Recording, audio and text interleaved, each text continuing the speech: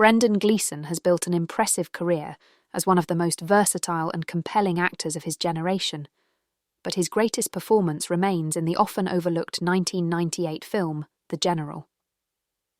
Directed by John Boorman, this gritty crime drama tells the true story of Martin Cahill, one of Ireland's most notorious criminals. Gleason's mesmerising portrayal of Cahill is a masterclass in acting, balancing charm, menace and vulnerability in a way few actors could achieve. While The General received critical acclaim upon release, it remains underrated, and Gleason's powerhouse performance deserves far more recognition than it has received. The General is based on the life of Martin Cahill, a real-life Dublin crime lord who orchestrated a series of high-profile heists in the 1980s and 1990s, often humiliating the authorities in the process. Cahill was both feared and respected, known for his wit, paranoia and ruthlessness. His criminal exploits made him a folk hero to some and a dangerous nuisance to others, leading to his eventual assassination by the IRA in 1994. Boorman presents Cahill's life in stark black-and-white cinematography, which enhances the film's raw and unfiltered realism. Unlike the typical Hollywood crime film, The General does not glorify its subject, but instead paints a complex and morally ambiguous portrait of a man whose intelligence and cunning were matched only by his self-destructive tendencies. At the centre of it all is Brendan Gleason, who fully inhabits the role with a performance that is nothing short of extraordinary. Gleason's portrayal of Martin Cahill is a nuanced and deeply human performance that goes beyond the typical gangster archetype. He brings a mixture of humour, defiance, and unpredictability to the role, making Cahill as likeable as he is terrifying. One of the most remarkable aspects of Gleason's performance is his ability to show the contradictions within Cahill's character.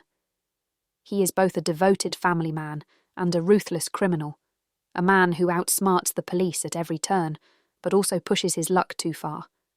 Gleason's expressive face and physicality add depth to the role. Whether he is grinning mischievously while pulling off a heist or coldly calculating his next move, he makes Cahill feel authentic and three-dimensional. Moreover, the actor's natural Irish charm infuses Cahill with a charisma that explains why people followed him, even when it was dangerous to do so.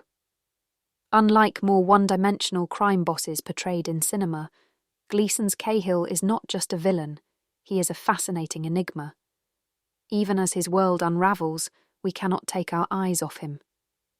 Despite winning Best Director at the Cannes Film Festival and receiving praise from critics, The General has largely been overshadowed by other crime films of its era. Unlike flashy Hollywood gangster movies, The General takes a more grounded approach, which may have contributed to its relative obscurity. It lacks the stylized violence of Goodfellas or the operatic drama of The Godfather, but it is precisely this unfiltered realism that makes it so powerful. Additionally, The General was released in a time when American audiences were less exposed to Irish cinema, and its black-and-white aesthetic may have deterred some viewers.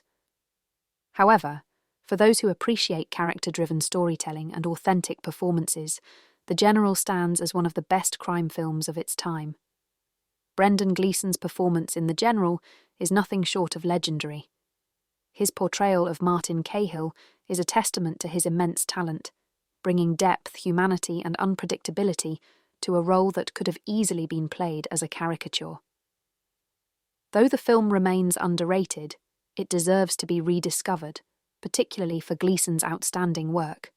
The General is not just a great crime film, it is a showcase of one of the finest performances in modern cinema, proving that Brendan Gleason is one of the greatest actors of his generation.